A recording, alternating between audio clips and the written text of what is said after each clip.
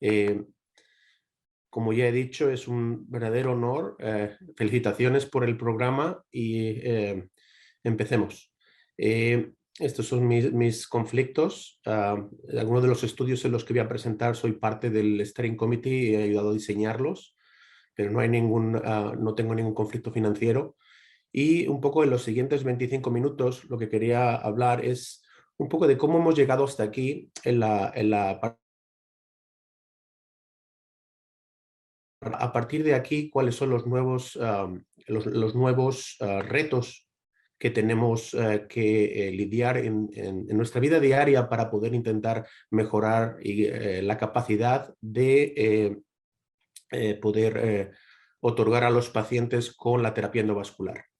Vamos a hablar de los retos en el sistema prehospitalario. Vamos a hablar un poco de los estudios en los cuales estamos intentando añadir medicación a la terapia endovascular para ver si hay una mejoría en la eficacia. Un poco brevemente repasar lo que vimos ayer de otros estudios que están intentando expandir la ventana de tratamiento endovascular y un poco terminar con los nuevos dispositivos que tenemos que están ahora mismo empezando otra vez a surgir para ver si podemos recanalizar los vasos más rápido.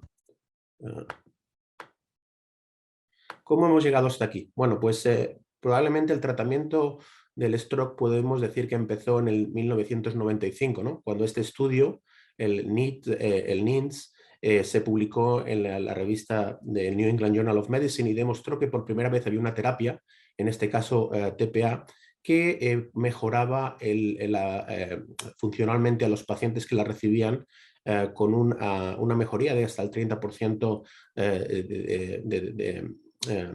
de mejoría en comparación con el grupo control que no recibía ninguna terapia. Sin embargo, pronto nos dimos cuenta de que la TPA trabajaba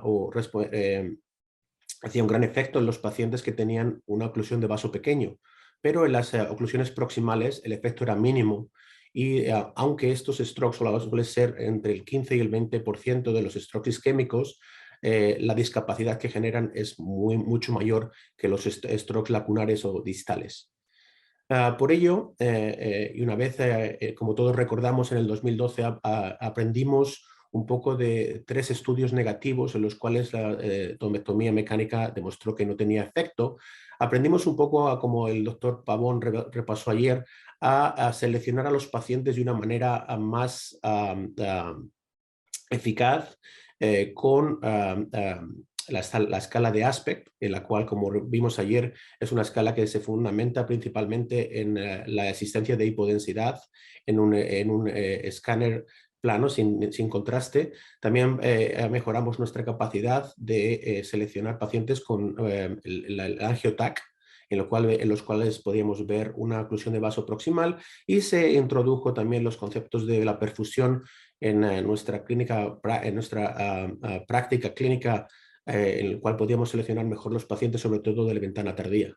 Y una cosa muy importante es que también empezamos a tener dispositivos con los cuales podíamos abrir el vaso casi en el 80-90% de los casos, lo cual realmente ayudó a tener lo que todos vimos en el 2015, que fue una revolución científica.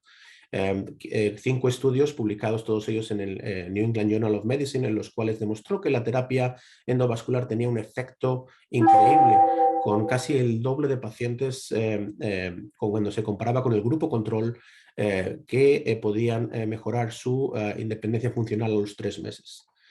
Poco después, en el 2018, todos también tuvimos la oportunidad de ver cómo esta terapia no solamente funcionaba en las primeras 6 horas, sino que se podía expandir hasta las 24 horas, y el efecto era similar a los estudios del 2015 de las primeras 6 horas.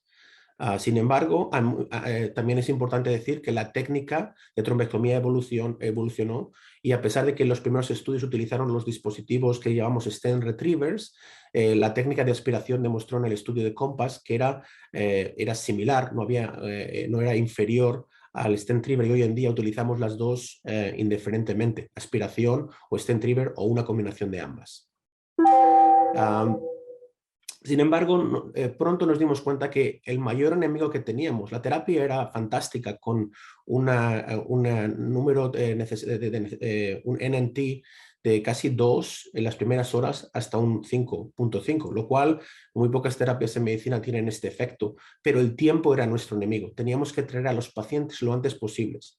Por ello, empezamos a tener bastantes retos para poder traer a los pacientes antes de que el stroke se expandiese y fuese irreversible. Un poco voy a hablar en los siguientes minutos de dividirlo en 4 partes. Primero, en los sistemas.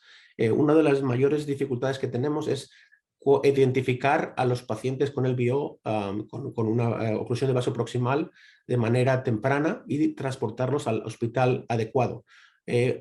Aunque la escala del NIH es bastante efectiva, con una sensitividad de prácticamente el 80% cuando un paciente se presenta con una escala de más de 9.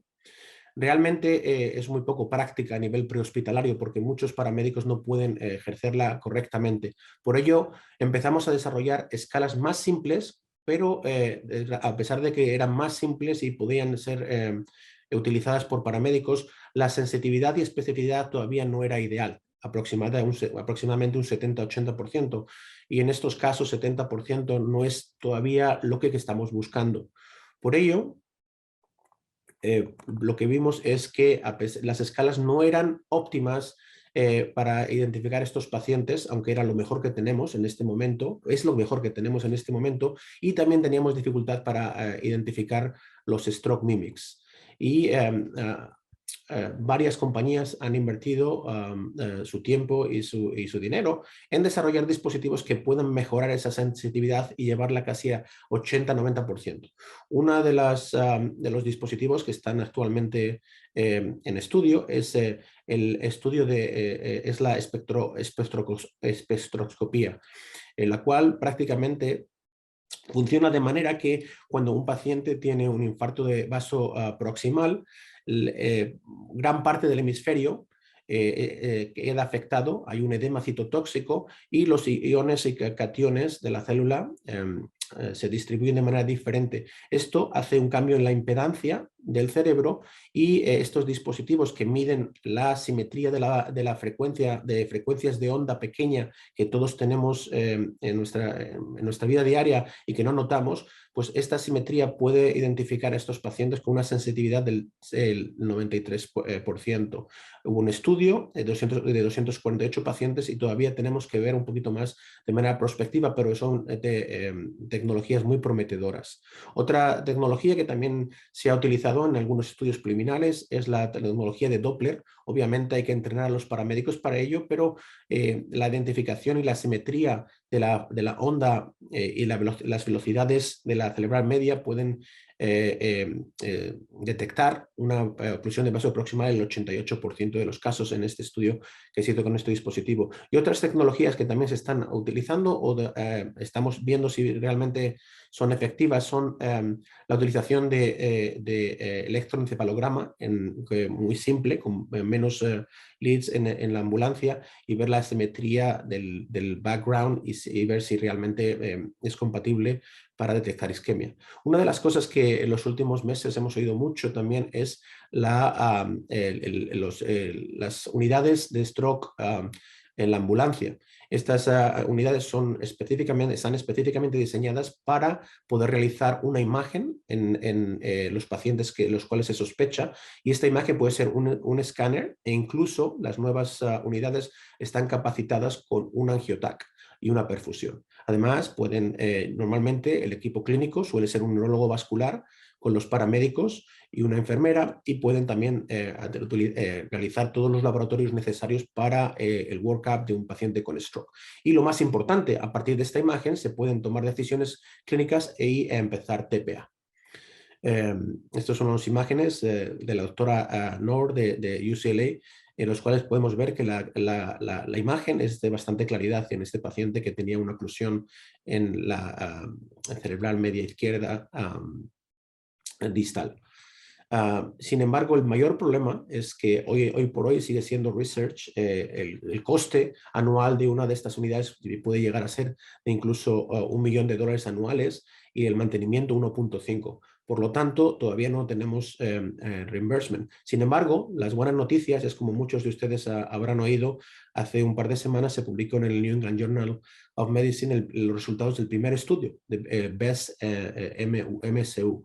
Y estos estudios lo que comparaban era el standard of care con evaluar a los pacientes y empezar TPA en la ambulancia. Y lo que se vio es que los pacientes que realmente se randomizaron aleatoriamente a la parte de la ambulancia, los tiempos en los cuales la TPA se daba, los tiempos en los cuales el paciente llevaba al hospital, e incluso los tiempos en los pacientes que cualificaban para ir a la sala de angiografía porque tenían una oclusión de vaso proximal disminuyeron sustancialmente. El efecto mayor era cuando estos pacientes se trataban en la primera hora, lo que le llamamos el golden hour, y lo más importante es que este efecto tenía una repercusión importante a nivel funcional. Y aquí vemos cómo en el Shift Analysis hay una distribución de pacientes con menor discapacidad funcional a los 3 meses en los pacientes que se trataron y que se evaluaron en la unidad de los paramédicos, en la unidad móvil. Y un poco el sumario de este paper, que como ya he dicho, lo tienen disponible en el New England Journal of Medicine hace 2 semanas. Por cada 100 pacientes que se trataron con la unidad móvil, 27 tenían menos discapacidad y 11 llegaban a tener no discapacidad en absoluto a los 3 meses. Otro de los problemas que tenemos con estos pacientes es, una vez que se detecta la oclusión, ¿dónde les llevamos? Los pacientes que normalmente van al centro más proximal o más cercano, que no tiene la capacidad de realizar trombectomía mecánica, pues estos pacientes sufren grandes retrasos en cuanto al comienzo de la terapia endovascular. Este es el primer estudio del Swift Prime en el 2015, en el cual se vio que había retrasos hasta casi 1 hora, 1 hora y media, en comparación con los pacientes que iban directamente a un centro que podía realizar terapia endovascular. En el registro que hicimos después con 1000 pacientes, sponsorizado por la compañía Medtronic, se llama Stratas, también vimos el mismo efecto. Y lo más importante es que estos pacientes que tenían un retraso importante también tenían peor pronóstico, ya que la terapia endovascular muchas veces se empezaba muy tarde y muchos pacientes descualificaban porque el stroke se había completado una vez que llegaban al centro con capacidad de terapia endovascular. Para intentar un poco ver realmente cuál es el mejor patrón, si hay que llevarlos directamente a los centros con terapia endovascular versus no. Recientemente se concluyó el estudio de RACECAT que se realizó en Cataluña y actualmente tenemos otro estudio que se llama Triage, que también está un poco comparando la llegada de los pacientes a un centro primario versus a un centro directo con capacidad endovascular cuando se sospecha por los paramédicos la presencia de una oclusión de vaso proximal. Y este estudio se está terminando. Sin embargo, el RACECAT, aunque todavía no está publicado, los estudios se presentaron el año pasado en la Conferencia Europea de Stroke, y lo que se vio es que los pacientes que iban a un centro primario, la TPA se daba en un mayor porcentaje y más rápido. Sin embargo, había un retraso en los pacientes que cualificaban como LVO, y la terapia endovascular se retrasaba 56 minutos de media, ¿no?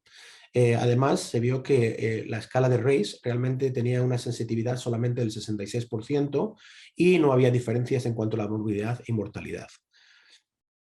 Por ello, otra de las cosas que se están intentando hacer es, para agilizar estos traspasos y que haya menos retrasos, hay mucha tecnología, sobre todo de inteligencia artificial, en las cuales los softwares, sin necesidad de esperar a que el radiólogo lea completamente la imagen, pueden detectar estas oclusiones de vaso proximal y inmediatamente activar el traspaso a los centros adecuados, al mismo tiempo que comunicarse con los expertos locales y del otro centro para agilizar el proceso. Y además, como hemos visto también hace unas semanas, otra de las estrategias para reducir el retraso en estos pacientes que son traspasados a otros hospitales es no volver a pasar por la sala de emergencia, sino directamente ir a la sala de angiografía. El hospital primario hace la imagen, la comparte, incluso si tienen los softwares que he comentado, pueden activar tanto a nivel local como a nivel del centro hospitalario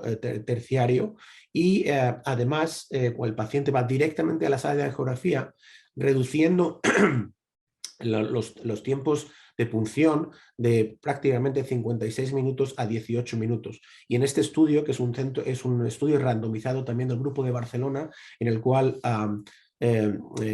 fueron a través del IAR versus a través de directamente a la sala de angiografía, se vio cómo había también una disminución en la disfunción, en la capacidad funcional de los pacientes que realmente fueron randomizados a ir a la sala de angiografía directamente. Ahora bien, ¿qué otros retos tenemos que lidiar? Bueno, pues realmente otro reto sería, o está siendo, es ver si realmente podemos añadir cierta medicación a la que tenemos actualmente, que es TPA, trombolisis o tenacteplasa, y ver si esta medicación puede ayudar a aumentar el número de pacientes en los cuales podemos recanalizar. El estudio de MOST está intentando combinar TPA con argatroban o etipifibaid, y también permite pacientes que tengan o que no tengan LVO. El estudio de Timeless lo que está haciendo es sustituir la TPA y expandir el tiempo con tenacteplasa en pacientes que se presentan entre 4.5 y 24 horas y no tienen un stroke establecido, y además tienen la presencia del LVO en una perfusión o en un CTA. También esperamos que este estudio se complete el año que viene, y como habrán oído también en los últimos meses, varios estudios, una pregunta muy importante es: cuando los pacientes vienen a emergencia directamente a un centro con capacidad endovascular, el dar TPA, que puede producir un pequeño retraso, añade o ayuda, o realmente no hay diferencia. Y varios estudios japoneses, también chinos, y un par de estudios europeos se han publicado recientemente, en los cuales han demostrado que no hay inferioridad en cuanto a dar TPA versus ir directamente a endovascular en los pacientes que se presentan con una oclusión de vaso proximal. Ahora bien, ayer también vimos detenidamente un poco cómo podemos expandir en ciertos grupos la terapia endovascular. Ahora mismo las indicaciones son principalmente circulación anterior, con un ASPET de más de 6 o más de 6, que se presentan en las primeras 24 horas y en adultos. Pero, como vimos ayer, el doctor Jovin demostró que realmente puede haber un efecto en algunos datos preliminares en pacientes que se presentan con un ASPET de menos de 6. Y actualmente, como él comentó, hay 4 estudios randomizados que se están realizando. El estudio de Tesla y Select 2, principalmente en Estados Unidos, con algunos centros europeos. Tesla está comparando pacientes que vienen con un ASPET de 2 a 5, lo randomiza endovascular versus terapia versus no treatment, y los pacientes se randomizan hasta las 24 horas. Select 2, además de incluir el escáner, el CT, también incluye una perfusión con unos parámetros de perfusión y un volumen de infarto de más de 50 centímetros cúbicos, y también va hasta las 24 horas. El estudio de tensión, que está principalmente realizándose en Europa, incluye un CT, un MRI aspect de 3 a 5 y oclusión proximal hasta las 11 horas. Y el estudio de in extremis, la parte del el brazo de LASTI, incluye los pacientes de 0 a 5, pero solamente hasta las 6 horas y media, como comentó el doctor Jovin ayer. ¿Qué pasa con los pacientes que se presentan con una oclusión proximal y tienen un NH bajo? Pues realmente no sabemos si la terapia endovascular funciona. Tenemos en los análisis de subgrupos del HERMES, que es un metaanálisis de los estudios del 2015, se vio que había un pequeño número de pacientes y probablemente había una señal de efectividad, pero y depende mucho del aspect. Los aspects de menos de 10, el efecto no era tan grande como cuando tenían más de 10. Otros estudios multicéntricos, retrospectivos y prospectivos han demostrado que quizás haya un efecto, pero en estos pacientes una cosa que es muy importante es, como se comentó ayer, en numerosas ocasiones lo que hacemos es esperar. Y cuando se espera, los pacientes que fueron tratados con trombectomía mecánica versus medical therapy, si se trataba inmediatamente, los pacientes tenían mejores resultados en este estudio retrospectivo no randomizado. Sin embargo, los pacientes que se esperaba hasta que deterioraran más y el NIH aumentaba, el resultado era peor que la terapia médica sola. Por ello, es muy importante que se randomice tempranamente.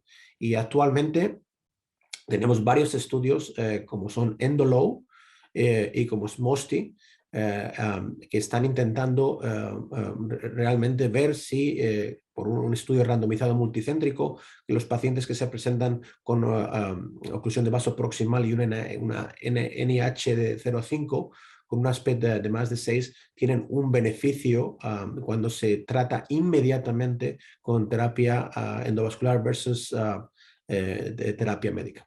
Los resultados de esos estudios, ojalá que podamos verlos dentro de poco. MOSTI ya lleva casi 200 pacientes enrolados, en Dolo acaba de empezar hace poco a enrolar y tenemos menos de 50 pacientes.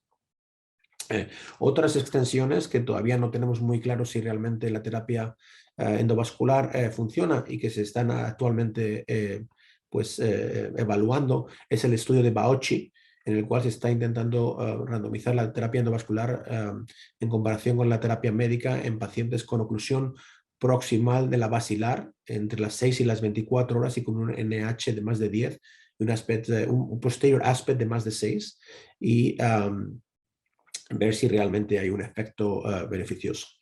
Y por último, las últimas diapositivas quería un poco comentar los estudios que van a venir. No sabemos muy bien si el efecto de la terapia endovascular también funciona en las oclusiones distales. Sabemos por IMS-3 en el 2012 que probablemente haya una mejoría, pero hay una señal, pero los pacientes que se incluyeron en IMS-3 con M2 solamente eran 31 pacientes. Estudios posteriores en los cuales, multicéntricos, en los cuales se han puesto pacientes hasta 288 pacientes en comparación con la terapia médica en las oclusiones de M2, se ve que probablemente hay un efecto beneficioso sin un mayor riesgo de patología sintomática en las M2 proximales y distales. Y el efecto parece ser que es similar a lo que se ve en las M1 o en las carótidas distales. Sin embargo, hay muy pocos datos más allá de la M2, por ejemplo, M3, en la arteria cerebral media, cerebral anterior distal y en las P1 y P2 en la circulación posterior.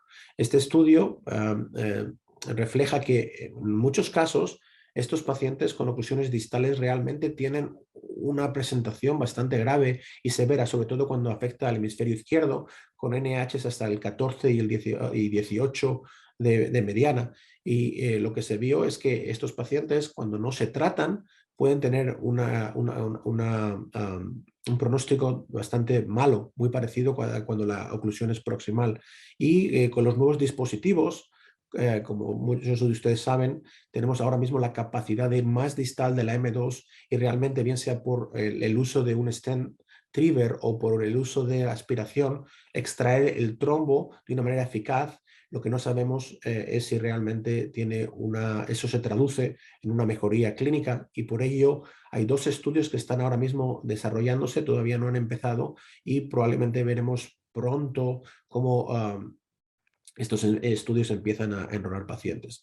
Pero actualmente las guías de la YAHA y las guías europeas dicen que el tratamiento en los segmentos distales todavía no tenemos suficiente evidencia, y es un poco a la discreción de los expertos cerebrovasculares que tratan estos pacientes. Lo mismo ocurre para las localizaciones posteriores, basilares o vertebrales, aunque probablemente si el paciente viene antes de las 6 horas, muy pocos de nosotros no trataríamos una oclusión proximal de la circulación posterior en las primeras 6 horas. Y un poco como comenté ayer, otro reto que tenemos es qué hacer con las oclusiones de tándem. Como sabemos, como ya comenté ayer, había muy pocos pacientes incluidos en los estudios randomizados, y por ello también la evidencia dice que puede ser razonable, pero que no sabemos realmente el beneficio. Como ya dije ayer, las oclusiones de tándem son más complejas porque tenemos que realizar prácticamente 2 técnicas diferentes en la oclusión distal, hay que tratarla, y en la oclusión proximal hay que saber qué se hace, pero no sabemos realmente cuál es más efectivo, si hacer angioplastía, poner un stent, no hacer nada en ese momento si la estenosis no es muy severa, y cuándo tratar antes, si tratar antes la lesión proximal o la lesión distal. Pero como comenté ayer, pues la señal en los metaanálisis que se han realizado en los estudios retrospectivos y un par prospectivos indican que probablemente el stent sea una terapia efectiva, quizás más efectiva que el tratamiento con angioplastía, y que no solamente mejora el pronóstico de estos pacientes, sino que también podemos adquirir, podemos tener un mayor grado de recanalización en estos pacientes a nivel reperfusión, sin tener un mayor riesgo de sangrado. Y para terminar, pues obviamente las compañías siguen invirtiendo en tecnología, y estos son estudios que actualmente están enrolando, en los cuales nuevos dispositivos, bien sean stent triggers, bien sean catéteres de aspiración muy grandes. Hay algunos catéteres, como por ejemplo el catéter de la compañía de Imperative Care, que se está ahora mismo comparando con los antiguos, la antigua generación de stent triggers, en los cuales el diámetro de esos catéteres que se ponen en la cerebral media llega a ser casi de 0,88, lo cual hace 4 o 5 años no podíamos, no lo veníamos venir, ¿no? Pero la tecnología avanza tanto que hoy en día podemos poner catéteres de un gran tamaño en vasos distales sin tener complicaciones, y pues, hacer aspiración de una manera muy efectiva. Así que el futuro es incierto, pero es creo que es bastante esperanzador, porque vamos a seguir avanzando la terapia endovascular, aumentando la ventana, y probablemente en los siguientes 2 años vamos a ver un montón de estudios con resultados interesantes que ojalá puedan expandir la ventana para ayudar a más pacientes. De nuevo, felicitaciones por el Congreso, muchísimas gracias por la invitación, y espero que la charla les haya gustado y haya podido compartir cosas que no se vieron ayer y que realmente son importantes en la comprensión un poco de lo que va a venir en el tratamiento cerebrovascular, sobre todo a nivel de terapia endovascular. Muchísimas gracias.